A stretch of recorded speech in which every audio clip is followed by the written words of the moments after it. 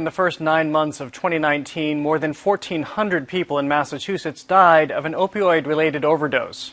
While the death rate has dropped slightly, it's still a pervasive part of our lives, which is why the Fuller Craft Museum in Brockton decided it had to take action.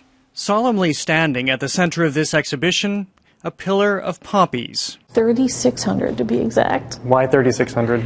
Each one represents 200 individuals who have died due to opioid-related complications. This is one of 11 pieces commissioned for Human Impact, a show conceived by the Fuller Craft Museum to address the opioid overdose epidemic. How difficult was it to choose the group here?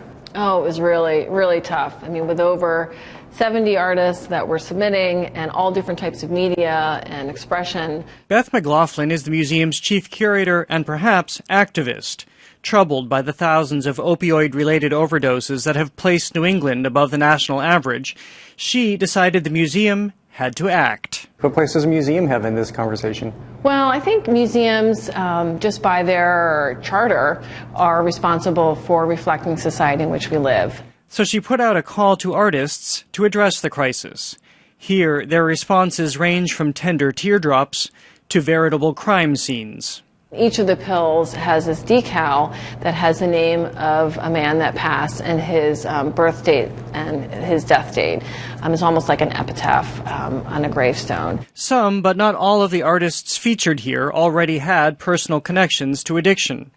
But to give them direct insight into the opioid epidemic before they made these works, the Fuller connected the artists with people directly impacted by the crisis, including family members who've lost loved ones. Just having somebody listen to their story is so important. Gabrielle Peruccio is with High Point Treatment Center, one of the organizations that facilitated artists getting an unfettered look at the cost of addiction.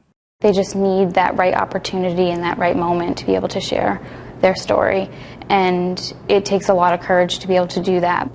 It has to be the most painful, intense interaction I've ever had in my life. Jody Kalila is the artist who made the Poppy piece, a sculpture she created after meeting a woman who lost her 36-year-old son Dale in 2017 to an opioid overdose. I was with her for almost 2 hours, and I really uttered maybe 5 words.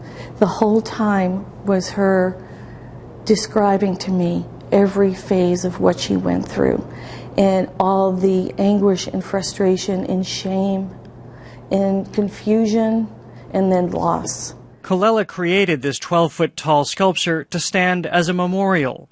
The poppies are made from donated clothing, including Dale's. But at the center of each, there is darkness. The black is a black plush velvet, which is meant to be funerary. The clothing is very vibrant, lives when they were alive. And the centers are hollow to represent the void and what we've lost. But found in vivid remembrance here.